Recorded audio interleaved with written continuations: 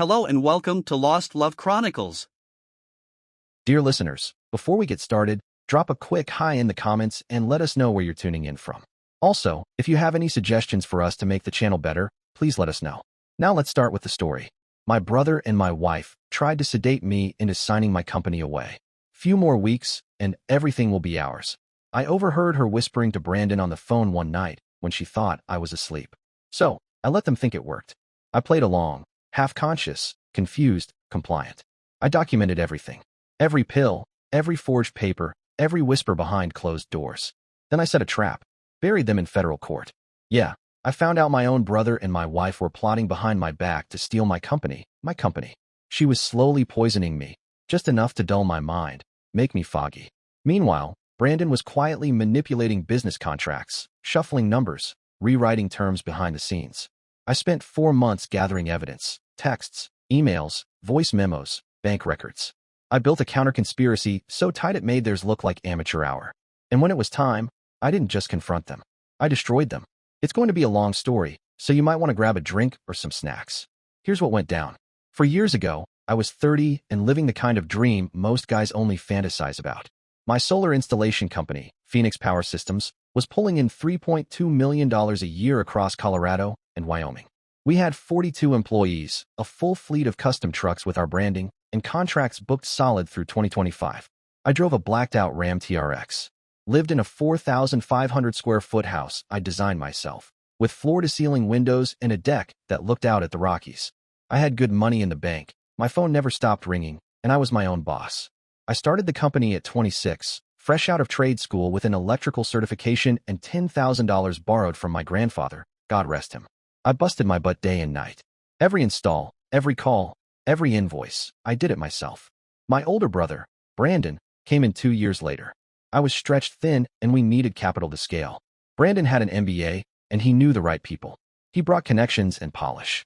I brought grit, skill, and an unshakable work ethic. At first, it felt like a dream team. I handled the crews and tech side. He handled the business ops and financials. We even joked once that if we weren't brothers, we'd be rivals. Looking back, maybe we already were. Brandon had always been the golden boy. Star quarterback, straight-A student, prom king, you name it. Our parents looked at him like he hung the damn moon. Me? I was the screw-up. The kid who needed a tutor, who took shop class instead of AP calculus. Family dinners usually came with a few jabs about how Brandon was the business mind, while I was just good with tools. Still, we made it work. Until she entered the picture. Scarlett. She was 30, an investment banker at Wells Fargo, and Brandon introduced us during a Broncos playoff game at his place. I remember it clearly, TV blaring, guys shouting, beer cans everywhere. Then Brandon waved me over. Hey, Axel, come meet someone, he said, slapping my shoulder. This is Scarlett. She's way too smart for you, but I figured I'd give you a shot. She laughed. Not a fake, flirty laugh, a real one. Don't listen to him, she said, holding out her hand. Scarlett Sinclair, I've heard a lot about you and your company. Her grip was firm, confident. She was stunning, hazel eyes, dark hair pulled back in a twist, and dressed like she'd just come from closing a 7-figure deal. Only the good stuff, I hope, I said. Depends on who's telling the story, she smiled. But I'm curious. You're the one running Phoenix Power Systems, right? That's me. I nodded. Started it from the ground up. She tilted her head. What's your EBITDA? And what kind of tax structure are you running, S-Corp or LLC? I blinked. Most women's eyes glazed over when I talked business. But not hers. Scarlett took notes. We dated for 18 months before I proposed. I remember standing there with the ring, watching her eyes go wide as she said yes. In that moment, I really thought I'd made it. Beautiful, brilliant fiancé on my arm. Business booming. Even my parents, for once, seemed genuinely proud, maybe even a little impressed. The wedding was perfect. Nothing over the top, but elegant. Exactly how Scarlett wanted it. She'd insisted on a prenup. I've got my own portfolio, Axel. It's not about you. It's just smart business, she had said, her tone cool but reassuring. I respect that, I replied. Honestly, I'd have done the same. Brandon helped draft the agreement. He made sure both sides protected their professional interests. This is how real partners handle things, Brandon told me over a whiskey.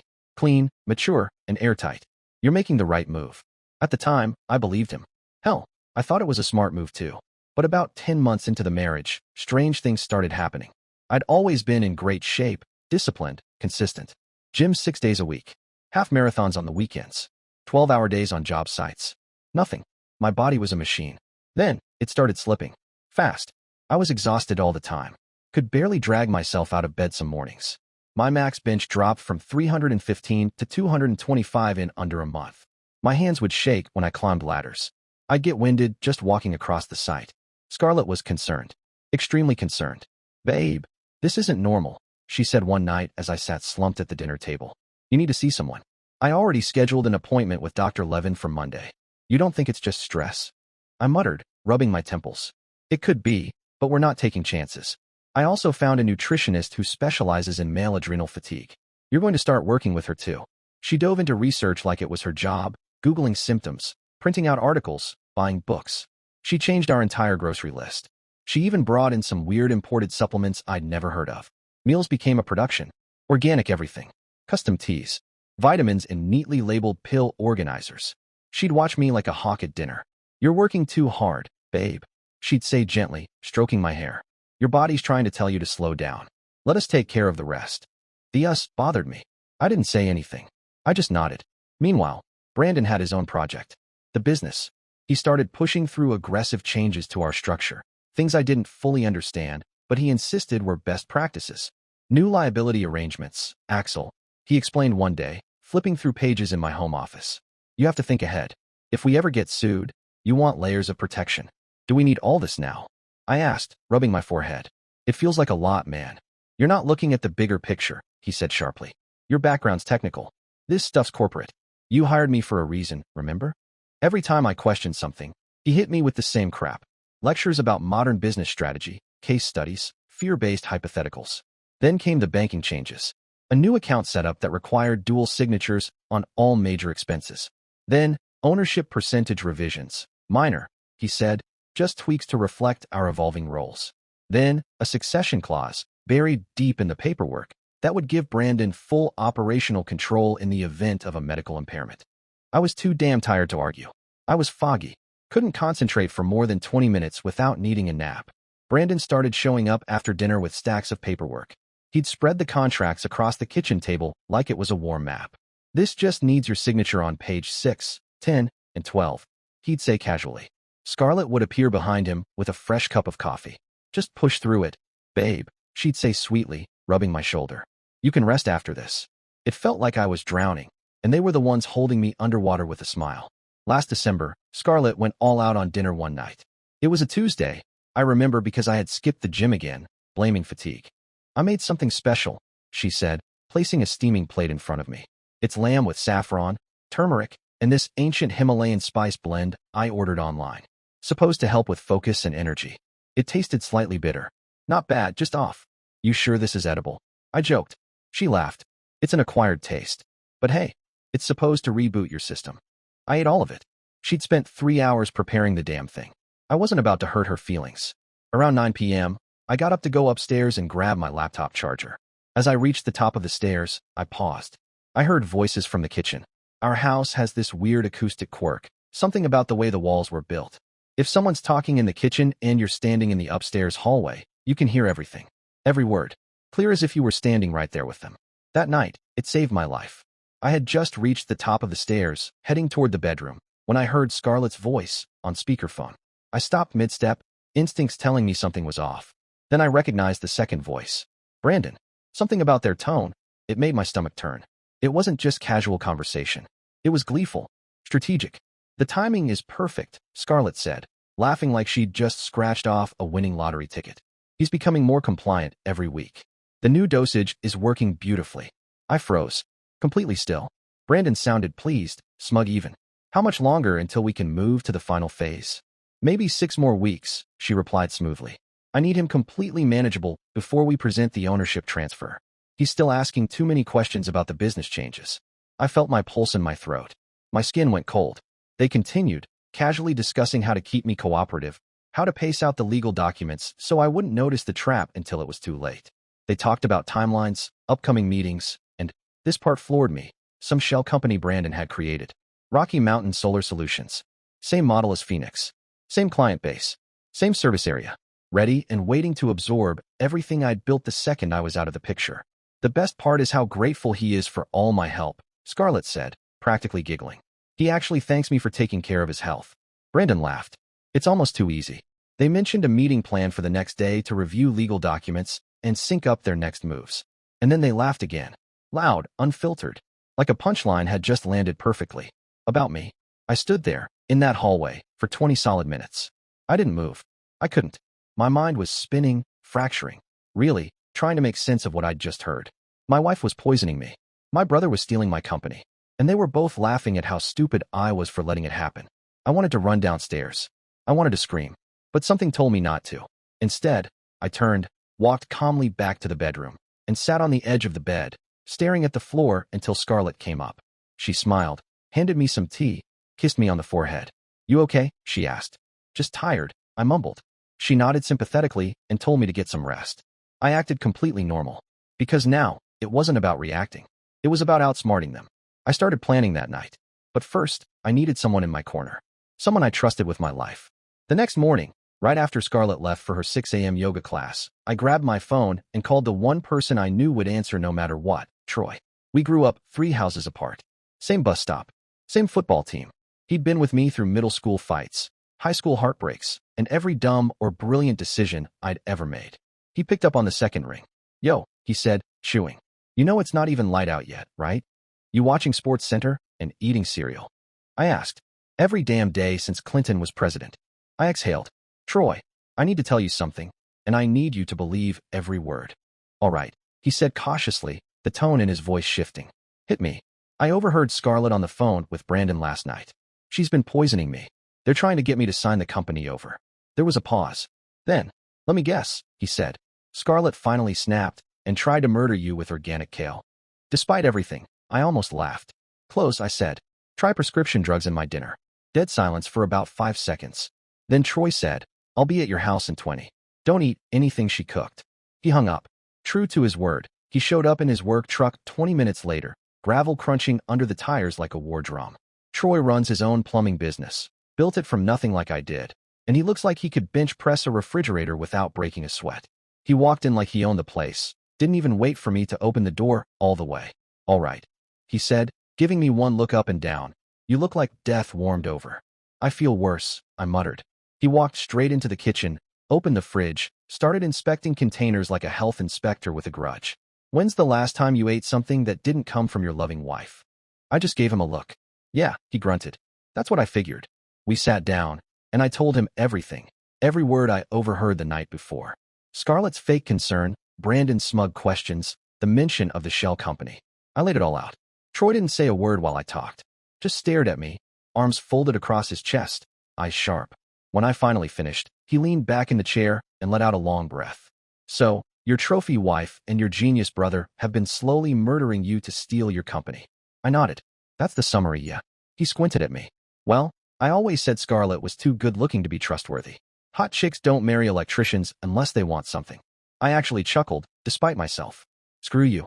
Hey, he shrugged. You said it, not me. We didn't waste time. We drove straight to an urgent care clinic in Boulder. I paid cash. I wasn't about to let insurance paperwork tip anyone off, and asked for a full, comprehensive drug screen. While we waited, Troy kept himself entertained by whispering commentary about the other patients in the waiting room. Check out this guy, he whispered, nodding toward an older man hunched over in the corner. Bet he's here because his wife's been poisoning him too. Epidemic, I'm telling you. Shut up, Troy. Roger that. For hours later, we had confirmation. The physician's assistant brought the results into a small private exam room and closed the door. Lorazepam and metoprolol, she said, flipping through the chart. In your bloodstream. Both at concerning levels. I blinked. How concerning? She looked at me seriously. Prolonged exposure could cause cardiac arrhythmia, cognitive impairment, fatigue, and in some cases, fatal heart complications. I thanked her, took the report, and walked out into the waiting room where Troy was pretending to read a 3-year-old issue of Men's Health. Well, he asked. Confirmed. Prescription drugs. In my dinner. Troy shook his head, jaw tight. Sick. Absolutely sick. We got back in the truck. I didn't want to go to the cops. Not yet. Not without enough to nail them both into the ground. So I made another call. Darius. He runs a private security firm, specializes in surveillance, digital forensics, stuff divorce lawyers usually hire when someone suspects cheating or asset theft. I met him a year ago through a commercial client who needed security installed on his solar array. The guy was ex-military intelligence. The kind of man who doesn't speak unless it's important. The kind of man who knows things. I explained everything to him in the parking lot of a Taco Bell, sitting on the tailgate of Troy's truck. When I finished, Darius just nodded once and asked, "How elaborate do you want to get?" "I want to know everything they're planning," I said, "before they know I know." Troy added, "What he means is, we want to go full CIA on these idiots. Cameras, microphones, maybe some drones if you've got them." Darius cracked the faintest smile. "Copy that." Within 6 hours, we were fully outfitted. Darius set us up with professional-grade surveillance gear, micro cameras smaller than a quarter, high-fidelity audio recorders that could pick up conversations through drywall, GPS trackers for both of their vehicles, and a forensic kit to monitor their phones and computers. We waited until Scarlett went to lunch with her banker friends. Then while she was out, Darius, Troy, and I turned my house into a goddamn recording studio. Hidden cameras in the hallway corners, the office, even her walk-in closet, anywhere they might let something slip. Then Darius ran background checks on both of them. Turns out, Scarlett had been fired from her previous banking job for irregularities in client account management. Nothing on her public record, but the internal HR memo told the real story. She wasn't just fired, she was quietly escorted out and blacklisted from the region. Brandon? Worse. He'd been involved in 2 previous business partnerships before joining Phoenix. Both ended badly. Lawsuits, accusations, partners claiming he'd manipulated contracts and financial arrangements. "Your wife's got a pattern of financial manipulation," Darius said, flipping through her employment history on his tablet. "Your brother's been running the same game for years. You're not their first target." I just stared at the screen, my stomach turning. Names, dates, internal HR notes, civil filings that never made it to court. This wasn't just betrayal. This was a career play, for both of them. The hardest part? Acting like nothing had changed. Scarlett would serve dinner like she always did, smiling sweetly, watching my every bite. I had to look her in the eyes and pretend everything was fine. "Thanks, babe. Smells amazing," I'd say, faking enthusiasm while palming food and sliding it into napkins. I'd excuse myself, flush it later, or toss it in a sealed Ziploc into the trash at the office. I dropped 15 pounds in 2 weeks. My clothes were hanging off me, but when she commented, I just shrugged. "Must be all the ladder work lately," I told her. "Been pushing myself harder on job sites." Troy played his part too. Every morning, like clockwork, he showed up at the shop with a greasy brown bag from his favorite deli. "Can't have you starving to death while we're trying to keep you from being poisoned to death," he muttered, handing me a pastrami melt and a Gatorade. Though I gotta say, this is the weirdest diet plan I've ever seen. "Better than kale and crushed pills," I muttered. Meanwhile, Brandon kept pressing. He called 3 times that week, wanting to finalize the corporate restructuring. Same cheerful tone, but I could hear the edge behind it. "Just trying to lock things in before Q2 hits," he said. "You've had more than enough time to review the updates." "Still working through it," I replied. "There are a few things I need clarification on." His voice tensed. "We can't wait forever for you to catch up, little brother. Time is money in this business." That phrase, little brother, hit different now. It wasn't affectionate. It was condescension. Always had been. Every time he said it, he meant you're beneath me. Finally seeing the manipulation behind it felt like waking up from a 20-year coma. The next month was like watching a real-time documentary of my own betrayal. The surveillance footage Darius installed gave us everything. Scarlett had a whole routine.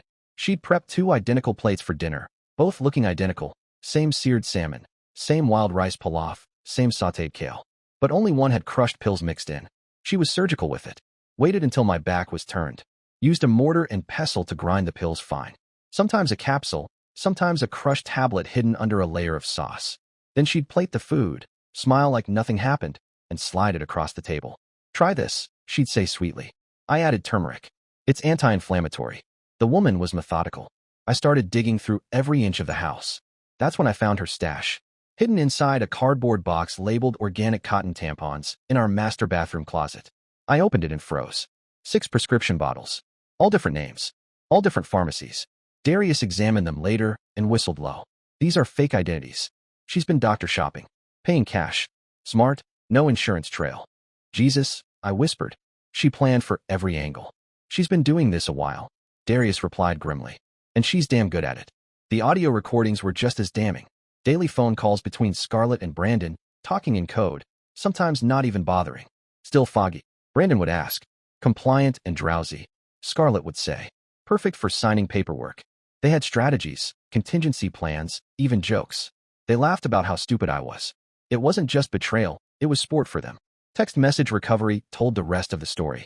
The affair, the planning, the financial schemes, it had all started just after our honeymoon. 14 months of strategizing how to dismantle my life one piece at a time.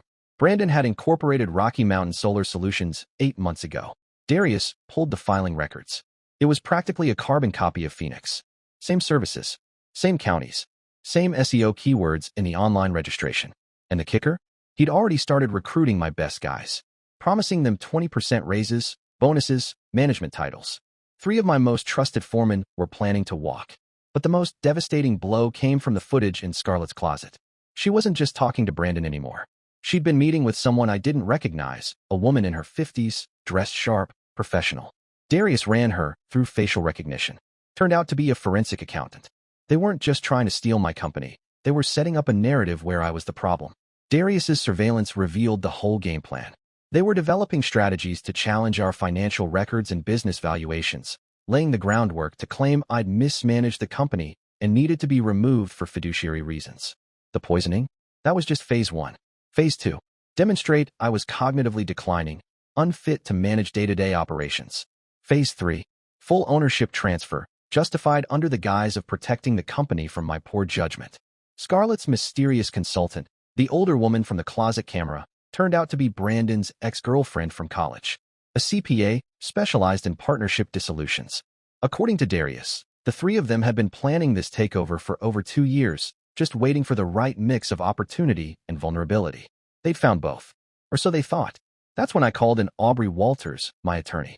She's a stone-cold specialist in white-collar crime and partnership fraud. Sharp, aggressive, and relentless when it comes to corporate betrayal. I walked her through everything: recordings, footage, prescriptions, the shell company, the CPA connection. She didn't blink. "We're going federal," she said, tapping her pen against the file folder. "This isn't just poisoning and theft. With Brandon operating across state lines and using shell corporations to launder control, this is federal business fraud. I'm contacting the FBI's Financial Crimes Division immediately." But I didn't just want them arrested. These 2 had spent months, years, tearing apart my body, mind, and business. They wanted to ruin me. I wasn't going to be satisfied with court dates and plea deals. I wanted them to feel it, to lose everything, to know they were outplayed. Aubrey and I devised a plan, a controlled confrontation that would give the feds everything they needed. Audio, video, chain of custody, the works. We scheduled a business meeting at my office where Brandon believed I'd finally be signing over majority ownership. He thought it was his victory lap. But in reality, it was going to be a sting operation. Federal agents would be staged in the next conference room, recording everything. I spent 2 weeks prepping. During that time, I stopped palming food and started eating every meal at the office instead. Told Scarlett I was just slammed with work and needed to stay focused. She didn't argue, probably happy she didn't have to play nursemaid. By the end of the first week, I could feel the change. The brain fog lifted. My heart stopped racing. My strength started to return. I was back in the gym, back on job sites, back to being me. Brandon noticed, and he didn't like it. He started calling daily, sometimes twice, always with urgency. "Hey, we've really got to move forward on the restructuring," he said one afternoon, voice tight. "The new contracts are extremely time-sensitive, Axel. If we don't finalize this, we risk exposure." "Yeah," I said casually. "I'm reviewing everything. Just want to make sure it's all airtight." "Well, of course it is. I had the best legal consultants draft this. You don't want to stall out right now." I shrugged into the phone. "Just being thorough, big brother. You taught me that, remember?" He didn't have an answer for that. Scarlett, on the other hand, doubled down. The dinner doses increased, heavier shakes, longer nights of nausea. I flushed them all, smiled through the pain. Then I started to fight back. Quietly. First, I drafted fake documents, looked completely legit, detailing a fictional plan to sell Phoenix to a national solar chain out of Texas. I left them on my home office desk, just sitting there, half-hidden, like I'd been careless. She found them within hours. I came home to hear her on the phone in the hallway. "He's planning to sell everything," she hissed. "We need to move now. This whole plan could fall apart." I walked in like I hadn't heard a thing. "Everything okay?" I asked, eyebrows raised. "Oh, just work stuff," she said, smiling too hard. "Want me to fix you something? I'll just grab something from the fridge." "Thanks, though." Then I added one more twist. I started dropping hints. Subtle ones. I told Scarlett the doctors had found something concerning in my blood work, something they couldn't quite diagnose yet, but that might affect my cognitive health. She froze mid-step when I told her. "Oh," she asked, feigning concern. "What kind of symptoms?" I shrugged. "Fatigue, memory issues, trouble focusing." You know, stuff you've already noticed. I've got some follow-up scheduled. Her eyes practically lit up. Well, if you ever need help understanding any of the medical documentation, she said gently, I'd be happy to help. Meanwhile, Darius had gone full ghost recon on them. While Scarlett played the doting wife at home and Brandon rehearsed his power play, Darius was running counter-surveillance on both of them, tracking, logging, recording, everything. Turns out Brandon had already started meeting with potential investors for Rocky Mountain Solar Solutions, selling shares, promising assets, even locking in contracts on paper for resources he didn't even legally own yet. He was out there pitching a company built on stolen ground, counting chickens before the coop was even unlocked. Scarlett? She'd been sneakier, consulting with divorce attorneys on the side. Quiet, cautious conversations about protecting her assets in case of unforeseen complications. The implication was clear: if the plan went south, she was jumping ship with whatever she could carry. They were planning backup strategies for their backup strategies. What they didn't realize was, I had backup strategies for their backup strategies for their backup strategies. I wasn't just going to survive this, I was going to bury them in it. The morning of the big meeting, Brandon arrived at my office with the smugness of a man who thought he'd already won. He wore that designer suit I always hated, charcoal gray, tied at the shoulders like he was trying to intimidate the room by flexing through tailored wool. His Rolex caught the morning sun as he shook hands with the two business associates he brought along. Witnesses, technically. They thought they were there to observe a routine partnership restructuring. What they didn't know, the adjacent conference room was wired, and two federal agents were listening to every word. Darius was parked outside in a blacked-out surveillance van, running video feeds and monitoring the backup audio from the building's Wi-Fi network. Aubrey was on standby, connected to us through a secure line in my office, ready to jump in if anything went sideways. I greeted them like nothing was out of the ordinary. Brandon, gentlemen, come on in. He walked in like he owned the place, briefcase in hand, chin up, eyes scanning the room with confidence. Then he got to work. One by one, he pulled out documents and laid them out on the polished oak conference table like he was dealing cards at a private table in Vegas. First came the new ownership agreement, giving him 65% control. Then the updated liability arrangements, which conveniently made me personally responsible for any future debts tied to the business. Then came the real kicker, a succession plan that triggered an automatic transfer of my shares to him if I was ever deemed medically unfit or cognitively impaired. Wonder where he got that idea from. Brandon turned to his witnesses, smiling that fake smile he's been practicing since high school. This is the evolution we've been working toward, he said smoothly. My brother's always been the hands-on technical guy, but as you can see, the business has grown beyond his capacity. This structure positions us for major expansion while protecting everyone's interests. He was flawless, calm, polished, persuasive. His witnesses nodded thoughtfully, flipping through pages, impressed by the vision behind the restructure. Brandon was in his element, playing the part of the visionary leader cleaning up a messy little family business. When he finally finished his performance, he turned to me. Just need your signature here, here, and here, he said, tapping the pages with a Montblanc pen. Everything's ready to move forward. I didn't move. I leaned back in my chair and just looked at him. You know what's funny, Brandon? I asked, voice casual, almost nostalgic. I've been thinking about this meeting for weeks, and I keep coming back to something Dad used to say about you. His smile twitched. What's that supposed to mean? I kept my eyes on him. He said, Brandon's always been good at taking credit for other people's work. The room went quiet. You could feel the tension shift. His two associates looked at each other awkwardly, unsure if this was a joke or a family squabble. Brandon let out a short laugh, but I saw it. His eyes shifted. Calculating. This is just business restructuring, he said, trying to regain control. Nothing personal about it. I stood up slowly and walked to my office safe. The door was open, by design, so everyone could see me clearly. The agents next door were probably wondering what I was doing, but this part wasn't in the script. This part was mine. Business restructuring. I repeated, pulling out a thick, red folder from the safe. I turned and walked back to the table, letting the silence stretch. Is that what you call conspiracy to commit fraud and, well, attempted murder? Then I dropped the folder on the conference table. I flipped the folder open, and the photos spilled across the table like a trap snapping shut. Clear, high-res photos of Scarlett's hidden stash, multiple prescription bottles under false names, hidden in tampon boxes and makeup containers. Then came the transcripts, audio files burned to disk, time-stamped and transcribed. Every word they thought they'd whispered in private now laid bare in black and white. Then the bloodwork reports, showing the systematic poisoning in my system, lorazepam and metoprolol, administered in consistent, escalating doses. Brandon's face went ghost white. His so-called business associates stopped nodding and started slowly backing toward the door. One of them looked like he wanted to melt into the carpet. Brandon's voice cracked hard. "Where did you get this?" I didn't flinch. Just looked him dead in the eye. Turns out, when you try to poison someone, you should probably make sure they're not recording every conversation in their house. I reached back into the folder and pulled more screenshots of his text messages with Scarlett, photos of her doctoring my food, timestamped and tagged by Darius's surveillance. Bank records showing multiple cash payments for off-the-books prescriptions. And the cherry on top, the incorporation documents for Rocky Mountain Solar Solutions. Clear evidence he was duplicating my company behind my back and selling it off piece by piece. "You should be proud, brother," I said, spreading the papers across the conference table. "This is probably the most elaborate theft I've ever seen. Real sophisticated stuff." Brandon lunged forward, reaching to grab one of the documents. Maybe instinct, maybe desperation, but I stepped in front of him fast and firm.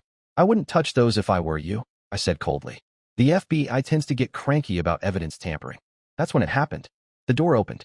3 men in dark suits stepped inside, flashing badges so fast and smooth it felt like a movie. "Mr. Brandon Lane?" one of them asked, already pulling out a pair of cuffs.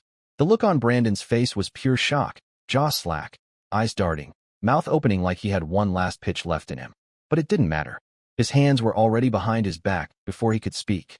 His witnesses were frozen, mouths half open, no idea what they'd just walked into. While Brandon was being cuffed in my conference room, other federal agents were hitting our house, his apartment, Scarlett's office. The coordination had been in motion for weeks. Aubrey had helped line everything up. No chance for a warning call. No chance to run. But me? I wasn't done. I wanted to see the other half of this empire fall with my own eyes. So after Brandon was dragged out, Troy and I got in his truck and drove straight to Scarlett's office. We parked in the underground garage, tucked between 2 concrete support pillars, and waited. "You sure you want to do this?" Troy asked, leaning against the hood with his arms crossed. "Watching your ex-wife get arrested might be traumatic." I didn't look at him, just stared at the stairwell. "I think I'll manage." He nodded. "Fair enough. Just don't expect me to catch you if you faint like some Victorian lady." I cracked a small grin. "Shut up, Brandon. Hey, I'm not the backstabbing sibling in this story." Then we saw her. Scarlett.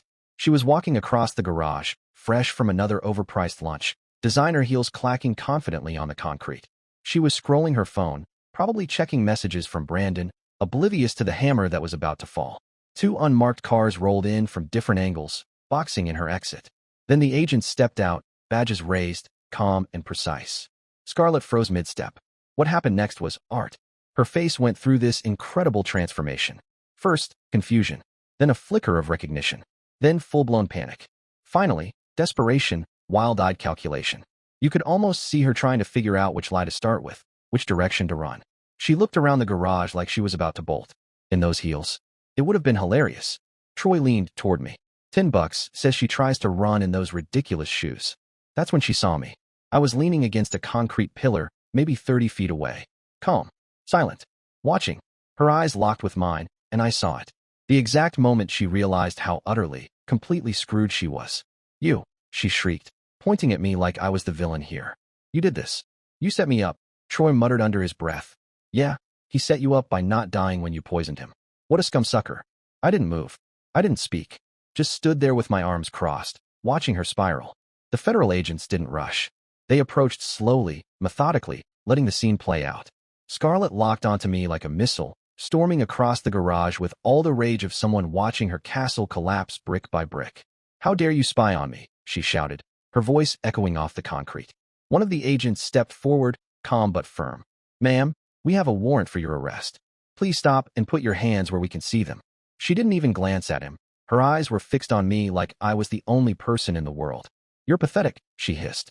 "You were never good enough for me anyway. I was doing you a favor by trying to make you more successful." I stayed leaning against the pillar, arms crossed, voice flat. "More successful at dying, you mean?" Troy let out a sharp snort next to me. Damn, that seemed to snap something in her. Her composure shattered like glass. She started screaming, hands flailing, words tumbling over themselves. "I gave you everything. I wasted 3 years of my life on someone beneath me. You think you're smart? You're nothing without Brandon's guidance. Just a blue-collar grunt pretending to be a businessman." Troy stepped forward slightly, hands casually in his pockets, but ready for anything. "Lady, that blue-collar grunt just outsmarted your entire murder conspiracy. Maybe rethink the insults." The agents looked tense, watching Scarlett barrel toward me like she might actually throw a punch. I gave them a small wave. Not yet. I wanted to hear it all. Let her hang herself with her own arrogance. She wasn't done. I gave you everything, she spat. I made you better food than you deserved. I managed your health better than you ever could. I was upgrading your pathetic life. Her hands were trembling now, not from fear, but from rage. You were too stubborn, too controlling. Someone had to help you make better decisions. You needed it. I didn't say a word, just watched. Calm, silent. The look on her face twisted with each second of my silence. Finally, one of the agents stepped forward again. Ma'am, you need to stop talking and comply with our instructions. That was the match on gasoline. Scarlett whipped around, fury in her eyes. Do you know who I am? I'm a senior investment banker. I manage portfolios worth millions. You can't treat me like some common criminal. Troy couldn't help himself. Actually, attempting to murder someone makes you exactly a common criminal. The agent didn't blink. You're under arrest for conspiracy to commit murder, drug trafficking, and federal fraud charges. Please turn around and place your hands behind your back. And that's when she snapped. I'm being set up, she screamed, trying to twist away. This is all a misunderstanding. He's lying. He's been manipulating the narrative. I'm innocent. She fought like a wild animal, kicking and squirming as two agents finally pinned her arms and secured the cuffs. This is your fault, she shrieked at me, eyes wild. You're destroying an innocent woman's life because you're too paranoid to trust your own family. I didn't respond. I didn't flinch. Just watched. One of the agents opened her designer handbag and started cataloging its contents. Then paused. He reached in and pulled out a small prescription bottle. Then another. Then a third. All with different names. All fake. Prescription bottles with fake names. Her face went dead white the moment the agent held up the pill bottles. These aren't mine, she snapped, voice trembling with panic. Someone must have planted them. I couldn't help it. I actually laughed. Right? I said, raising an eyebrow. Someone planted prescription bottles with your fingerprints in your purse. Makes total sense. The agents didn't even entertain her theatrics. They were already leading her toward the cruiser, one on each arm, as she kept trying to twist her head around and yell back at me. You'll regret this, she screamed. You'll never find anyone better than me. You're nothing without me. Troy didn't miss a beat. Lady, he called out, grinning, he's got a better relationship with his electrician than he had with you. I stayed a few paces behind them, not interfering, just watching. Watching her perfect little world crumble under the weight of her own arrogance. Watching as the agents opened the door and loaded her into the back seat like a bag of trash heading for disposal. Right before they shut the door, she looked directly at me one last time. No more performance. No more fake tears. Just raw, venomous hatred. I should have used more poison, she said, her voice like acid. The door slammed shut. The agent who'd been leading the arrest walked over to me, arms crossed, nodding slowly. That confession she just made, that's going to make prosecution a lot easier. I didn't say anything at first. Just kept watching the police car roll out of the garage and disappear up the ramp. Good, I finally muttered. Troy clapped a hand on my back hard enough to jolt me. Well, he said, that was entertaining. Your ex-wife's got a real flair for the dramatic. Too bad she's also completely insane. We were halfway back to the office when my phone buzzed. Darius. How'd it go? He asked, voice calm as ever. Better than I expected, I said. She basically confessed to attempted murder in front of 6 federal agents. He let out a low whistle. Beautiful. Some people really are their own worst enemies. He wasn't wrong. The preliminary hearings were brutal for both of them. Scarlett's attorney tried to spin some nonsense about her being coerced by Brandon, claimed she was manipulated, vulnerable, pressured. Brandon's lawyer tried a different angle, arguing that the whole thing was just ambitious business restructuring, and any confusion was purely administrative. It didn't matter. Not when prosecutors played the recordings. Not when the texts, emails, and video clips painted a picture of deliberate, premeditated conspiracy. During the proceedings, I filed for divorce. I invoked the fraud clauses in our prenup, clauses she'd insisted on, ironically. Her criminal charges voided any claim to marital assets.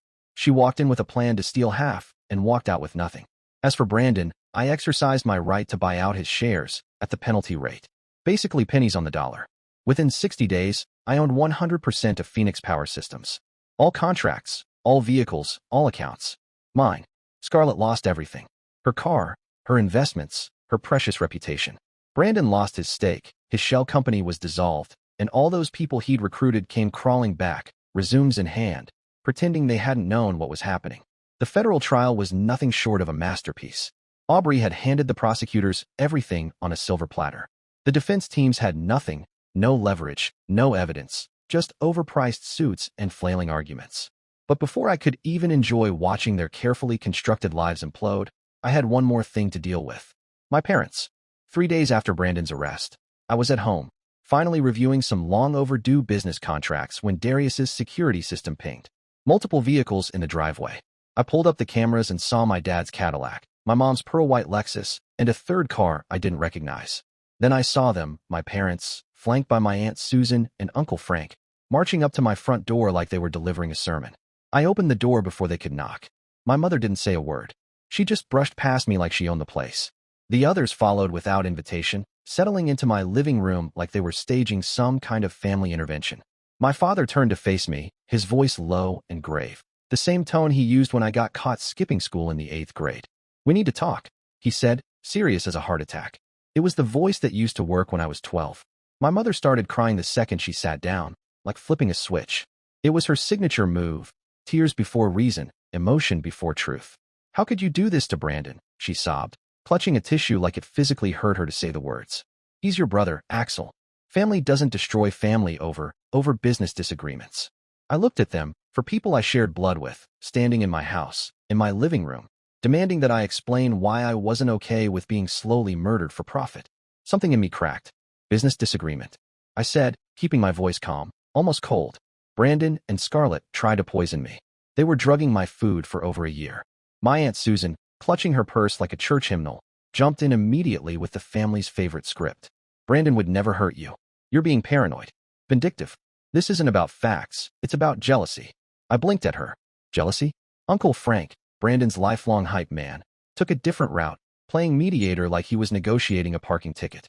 "Look, maybe things got out of hand," he said, voice low, palms raised. "But sending your brother to federal prison? That's not the answer. Family problems should be handled within the family." My dad nodded like this was gospel. "We've already spoken with Brandon's attorney," he said, his voice that familiar, dismissive tone. "If you drop the charges and handle this privately, we can all move forward." I stared at him. I didn't say anything for a solid 10 seconds. "You want me to drop attempted murder charges against the brother who tried to kill me?" My mother's crying kicked into a higher gear. "Stop being so dramatic. Brandon loves you. He tried to steal my company while slowly poisoning me to death," I said, my voice now icy. "There are recordings of him planning it." That could be taken out of context," Susan said, waving a hand like reality was negotiable. "People say things they don't mean when they're frustrated." That's when it really hit me. They could see the crime, the manipulation, the betrayal, and they'd still find a way to blame me. Brandon could have shot me in the chest right there in the living room, and they'd probably complain about the mess on their shoes. My dad straightened his spine and tried to pull the old alpha routine. "You're going to drop these charges and help your brother." I didn't raise my voice. I didn't shout. I just walked to the front door, unlocked it, opened it wide, and turned back. "Get out of my house." My mother gasped like I'd slapped her. "We're not leaving until you agree to help Brandon. He's facing 8 years in prison because of your vindictiveness." "No," I said, staring straight at her. "He's facing 8 years because he committed federal crimes. The FBI has evidence of everything. This isn't a family dispute. It's an attempted crime." Frank tried a final Hail Mary. "Think about your mother," he pleaded. "This is tearing her apart. Is your pride really worth tearing the family apart?" I turned and looked directly at my mother, still clutching that tissue like it could protect her from the truth. "Brandon chose to poison me. Scarlett chose to help him. You're choosing to blame me instead of them. Everyone's making their choices here." My dad's face went red, jaw clenched, voice sharp with old resentments. "You always were a selfish, ungrateful kid. We should have known you'd turn on family when things got difficult." That one hit differently, because it wasn't just about now, it was about everything. Every dinner, every comparison, every time they'd made it clear I was the expendable one, the helper, the support beam under Brandon's throne. I met his eyes. "You're absolutely right, Dad," I said, steady as stone. "I'm turning on the family members who try to kill me." Darius chose that moment, perfect timing, honestly, to stroll in through the back door like he lived there. He probably monitored the entire train wreck of a conversation through my home security feed. He was calm as ever, eyes scanning the room with that cool ex-military precision that made people nervous. Troy followed him in, carrying a Subway bag in one hand and a half-empty bottle of Coke in the other. He looked at my relatives like he'd just walked into a funeral he didn't care about attending. "Evening, folks," Darius said smoothly, glancing around at the very uncomfortable audience in my living room. "Nice night to visit family." Troy didn't even wait to sit down before unwrapping his sandwich. "Let me guess," he said through a mouthful. "Family intervention caused someone tried to poison their son, and now somehow he's the problem?" Aunt Susan gave them both a cold, practiced ignore. "Think about Christmas," she said, turning to me like she was pitching a holiday special. "Think about family gatherings. Do you really want to destroy all that over some business problems?" Troy actually choked laughing, had to cough into his sleeve before he could talk. "Business problems?" he said, wheezing. "Lady, that's like calling bank robbery a withdrawal dispute." Darius stepped forward a little, just enough to shift the energy in the room. Suddenly, these four people, who had marched into my house like they owned the deed, started looking small, uncertain, like they'd forgotten for a second whose house they were in. "From what I understand," Darius said casually, "family gatherings are probably a whole lot safer without people who poison each other." My mother turned to me, eyes wide and glassy, playing the final card in her deck. The desperate one. "Choose family, honey," she whispered. "Choose Brandon. Don't let these outsiders turn you against your own blood." Troy, now sitting with his sandwich half gone, didn't even blink. "Ma'am," he said, voice flat but respectful, "with all due respect, your definition of family is seriously messed up. Normal families don't require their kids to almost die just to prove loyalty." My dad squared his shoulders and gave it one last go. The father knows best stare. The disappointed patriarch routine. "If you go through with this prosecution," he said, voice low and warning, "don't expect us to be there for you anymore." Troy raised both eyebrows, slow and dramatic. "Oh no," he said with a theatrical gasp. "He's losing the support of people who think murder is negotiable. However will he cope?" Darius snorted. "Isn't that what got you into this situation in the first place?" "That did it." They left after that, faces twisted, shoulders stiff, not one of them looking back. But my mother paused just before walking out the door. She turned to me with one final performance, eyes heavy with bitterness. "I hope you can live with yourself when your brother is in prison," she said. "This family will never be the same." As they drove away, silence settled like dust. Troy wiped his mouth with a napkin and finally looked at me, really looked at me, for the first time all night. "Serious. Sincere." I sighed. "All right, Troy, just say it." He nodded. "You finally figured it out." "Figured what out?" He leaned forward. "Those folks of yours are seriously screwed up. And they're not your family." "Not really. They never were." I nodded, throat tight. "Well," I said, cracking a half smile, "at least I have you, brother. Unless, of course, you're planning to murder me too." He grinned and tossed his empty wrapper in the trash. "Not you. But I'm definitely down to help bury those idiots. See, Troy's my real brother. Always has been. Now, here's what happened next. Scarlett got 6 years, attempted murder, conspiracy to commit fraud, and drug trafficking. The trafficking charge stuck because of her multi-state prescription scam. Apparently, under federal law, that counted as interstate commerce. Who knew? Brandon? Brandon got 8 years as the ringleader. The mastermind. The charming golden boy turned criminal defendant. The charges included racketeering, wire fraud, and, most satisfying of all, conspiracy to commit murder. Brandon's previous partnership disputes came back to haunt him hard when prosecutors dug into his history. Turns out, if you've been accused of manipulating contracts and screwing over business partners twice before, the court tends to notice a pattern. The jury definitely did. 7 years' worth of shady deals and failed ventures lined up like dominoes, and Brandon just happened to be at the center of every single one. Both he and Scarlett were handed felony convictions, real career enders. Not the kind you quietly recover from with a new job and a new haircut. I mean the kind that put permanent stains on your name. Scarlett? She can never work in banking again. No firm would even let her interview. Brandon? Lost every license and certification he ever bragged about at family dinners. He's toxic in any corporate setting now, blacklisted and irrelevant. But federal prison? That was just the appetizer. The main course was civil court, and let me tell you, it was 5-star. I went after both of them for everything they had, or thought they had. Actual damages, punitive damages, medical expenses, lost business opportunities, emotional distress, and, of course, attorney fees. Aubrey and her legal team didn't play around. We calculated everything down to the dollar and requested $850,000 in total compensation. And guess what? We got every single cent plus court costs, plus additional penalties. Here's where it got really satisfying. Turns out, Scarlett's parents had co-signed a few of her investment loans. They thought they were helping her break into real estate, maybe funding a little side business. What they were actually doing was underwriting a conspiracy. So when she couldn't pay a dime of the civil judgment from prison, the court came knocking. They lost their vacation house in Aspen and had to drain their retirement accounts to cover her debts. Scarlett scorched more earth than a forest fire. And it didn't stop there. Some of her investment banker friends, the ones who used to swirl martinis at our parties and casually flex about hedge funds, turns out they'd been feeding her insider info for years. Thought it was harmless, just chatter between friends. The SEC didn't agree. 3 of them lost their licenses and jobs in under a month. As for Brandon, his wife, Erica, wasted no time. Filed for divorce while he was still waiting on sentencing. Took the kids, packed up, and moved to her parents' place in Oregon. Can't blame her, he was radioactive. No employer would touch him. The whole solar industry knew the story by then. Hell, it made Bloomberg Businessweek. The Solar Poisoning Conspiracy. That was the title. I couldn't have come up with better PR myself. And I made sure no one forgot it. Trade publications, industry panels, LinkedIn posts, you name it. I put the story everywhere. I even shared a redacted version of the FBI's press release on our website. Clients thanked me for the transparency.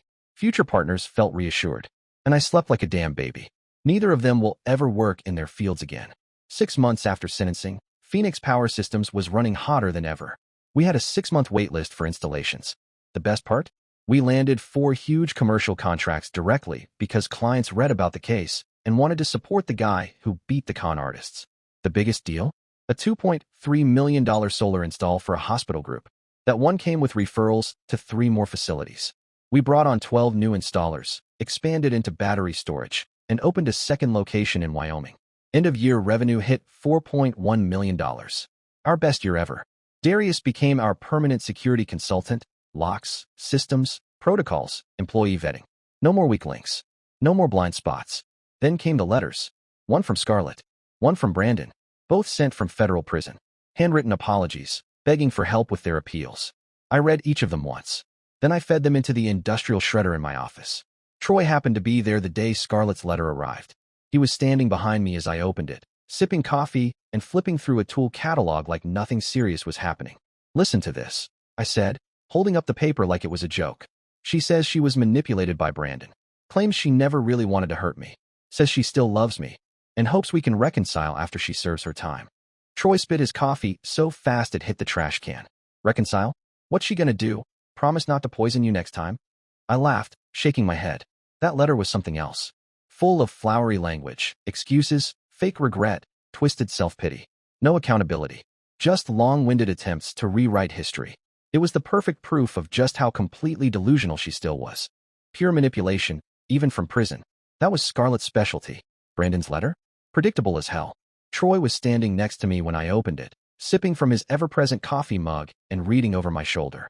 Listen to this, I said, handing it over. Troy snorted after reading the first paragraph. He's blaming her for everything? Guy tried to murder you, and he's acting like he was doing you a favor. Exactly. Brandon claimed he'd only gone along with Scarlett's plan to protect me and the business. Said he'd been manipulated, pressured, and ultimately trapped in her schemes. Then he had the audacity to suggest we could rebuild our relationship if I helped him appeal his conviction. The man had zero shame. Their appeals were denied within 6 months. Scarlett argued ineffective counsel and coercion, laughable considering her obsession with micromanaging every detail of their plan. Brandon went with prosecutorial misconduct and claimed there was insufficient evidence. Neither argument stood a chance. The evidence was a tidal wave, and the recorded conversations left no doubt about premeditation. They didn't just fall into this. They engineered it. But the final piece of satisfaction came later. Federal investigators kept digging and found out Brandon had been running similar partnership scams in Nevada and Utah. Same shell company tactics, same manipulation of contracts, same theft from small business owners who trusted him. That added a fresh stack of charges.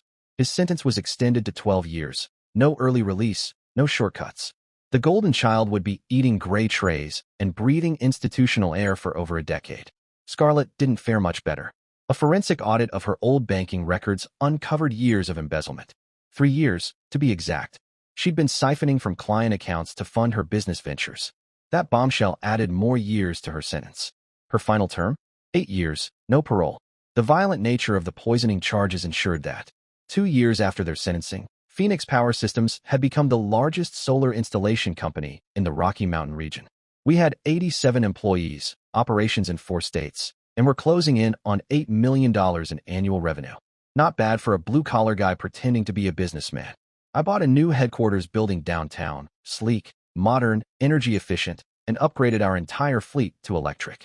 We launched a profit-sharing program that made our installers some of the best paid in the industry. It changed morale completely. People felt like they were building something with me, not just working for me. My personal life? Night and day. I started dating a mechanical engineer who designs wind turbines. Smart, grounded, and the kind of woman who actually respects what I've built. She doesn't try to manage me, fix me, or manipulate me. She just gets it. We're taking things slow, no rush, no pressure. But she's already more genuine in 6 months than Scarlett was in 3 years. As for the house, after Scarlett's arrest, I gutted the place. New kitchen, new bedroom, new layout. If she ever walked in again, she wouldn't recognize a single room. Every trace of her existence was erased. The only thing that stayed, Darius's security system. That's permanent. My relationship with my parents? That's gone too. Never recovered. They never once asked how I was after everything. But they did visit Brandon in prison. Brought him home-baked cookies, probably. Some family dynamics are just toxic. Doesn't matter how much you try to fix them. But I wasn't the only one who learned from it. The entire solar industry paid attention. Our story became a case study in partnership fraud prevention. I spoke at 3 conferences, standing room only each time, about corporate security, partnership vetting, and the red flags I missed. Then last month, I got a call from the federal prosecutor who handled our case. "You're going to love this," she said. Scarlett's been trying to negotiate a sentence reduction, offering information about other financial crimes she claims to have witnessed. I laughed out loud. Let me guess, she's a martyr now. Something like that. But none of it helped her. Too little, too late. Still, she keeps asking about you. Wants to know if you'd be willing to meet with her. I didn't even hesitate. Tell her I'm busy running the company she tried to steal. Brandon? I haven't heard a word. No letters. No calls. Nothing. Word is he's broken. Prison life stripped the arrogance right off him. The golden child finally ran into a wall he couldn't out-talk or outmaneuver. And every morning, when I pull into the parking lot at our headquarters, I see the Phoenix Power Systems sign rising above the competition. It reminds me of something simple, but powerful. Sometimes, the best revenge is just being better, more successful, more respected, more free. They thought they could drug me into submission and steal everything I'd worked for. Instead, they gave me the motivation to build something bigger and better than they ever could have imagined. Dear listeners, please share your thoughts in the comments section below and don't forget to like, share, and subscribe.